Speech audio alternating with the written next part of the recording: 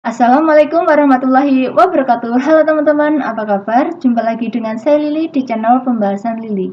Di video kali ini saya akan kembali membahas 5 soal tes intelijensi umum. Tanpa berlama-lama lagi, yuk langsung saja kita mulai dari nomor 1.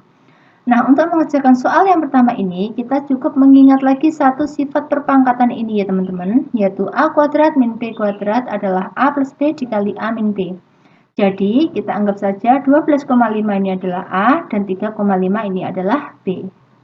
Sehingga akar dari 12,5 ditambah 3,5 dikali dengan 12,5 dikurangi 3,5. Sama dengan akar 12,5 ditambah 3,5 hasilnya adalah 16 dikali dengan 12,5 dikurangi 3,5 hasilnya adalah 9. Karena ini perkalian, berarti masing-masing bisa langsung kita keluarkan dari akar ya teman-teman. Akar dari 16 itu adalah 4, dikali dengan akar dari 9 itu adalah 3. Jadi 4 dikali 3 hasilnya adalah 12. Sehingga pilihan jawaban yang paling tepat adalah pilihan yang C. Gimana teman-teman? Bisa dipahami ya? Oke, kita lanjut ke soal yang kedua. Pada soal yang kedua, ada soal figural nih. Silakan kalian coba dulu ya. Sudah? Oke.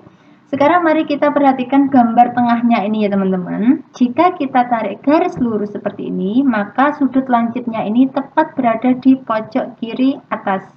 Kita tarik garis lurus, maka letaknya agak serong ya. Terus ini kita tarik garis lurus, maka letaknya tepat di tengah. Kita tarik garis lurus, letaknya agak serong.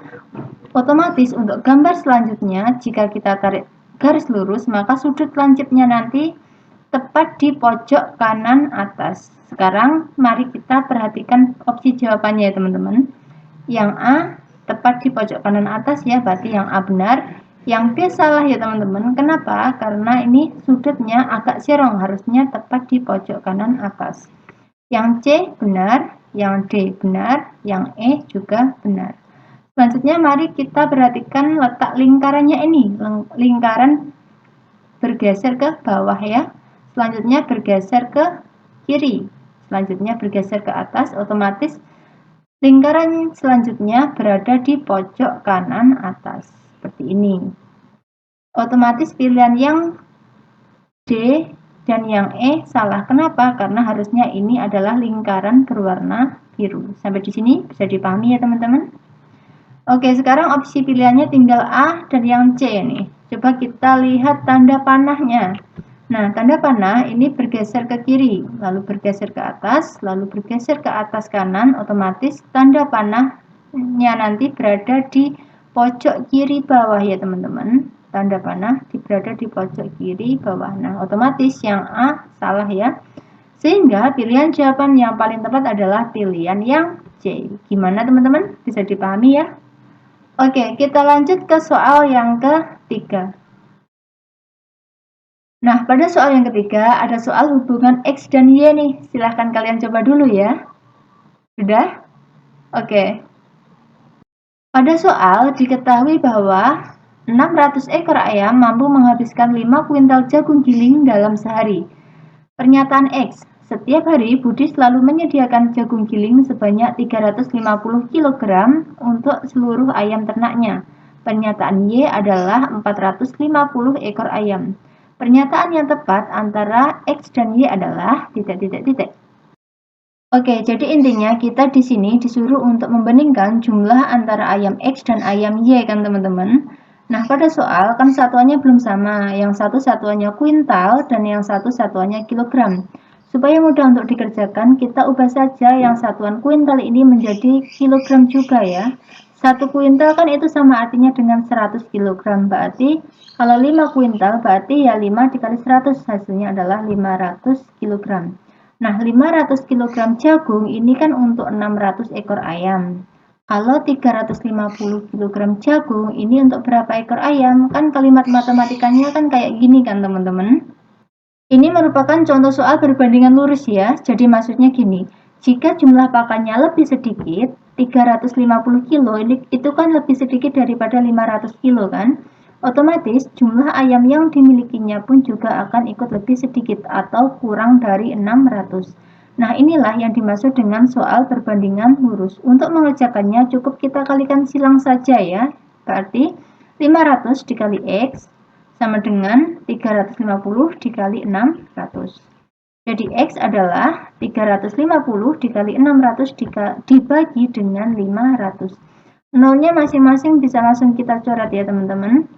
50 bagi 50 dapat 1, 600 bagi 50 dapat 12. Jadi sisanya tinggal 35 dikali 12. Hasilnya adalah 420 ekor ayam. Nah, 420 ekor ayam ini adalah jumlah ayam milik X ya teman-teman. Jadi kesimpulannya adalah nilai X lebih kecil daripada nilai Y. Sehingga pilihan jawaban yang paling tepat adalah pilihan yang B ya teman-teman. Gimana? Sampai di sini bisa dipahami ya? Oke, kita lanjut ke soal yang keempat. Nah, untuk yang nomor 4 ini ada soal tentang pekerja gabungan. Silakan kalian coba dulu ya. Sudah? Oke. Tony mampu membuat sebuah lemari pakaian dalam waktu 30 hari, sedangkan Tono menyelesaikannya dalam waktu 20 hari. Berapa lama waktu yang diperlukan jika Tony dan Tono saling bekerja sama dalam pembuatan lemari pakaian tersebut? Nah, untuk menghitung waktu pekerja gabungan, caranya adalah kecepatan Tony ditambah dengan kecepatan Tono. Tony mampu membuat sebuah lemari pakaian dalam waktu 30 hari, berarti kecepatan milik si Tony adalah 1/30 bagian per hari.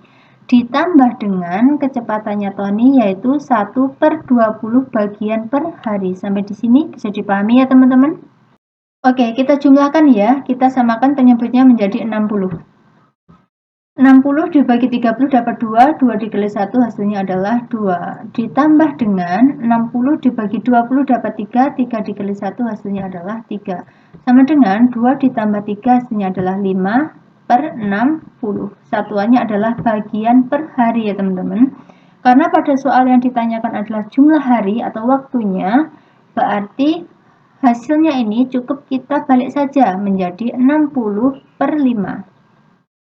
Hasilnya adalah 12 hari. Jadi, jika Tony dan Tono saling bekerja sama, maka lemari pakaian tersebut dapat terselesaikan hanya dalam waktu 12 hari. Pilihan jawaban yang paling tepat adalah pilihan yang B ya teman-teman. Gimana? Bisa dipahami ya?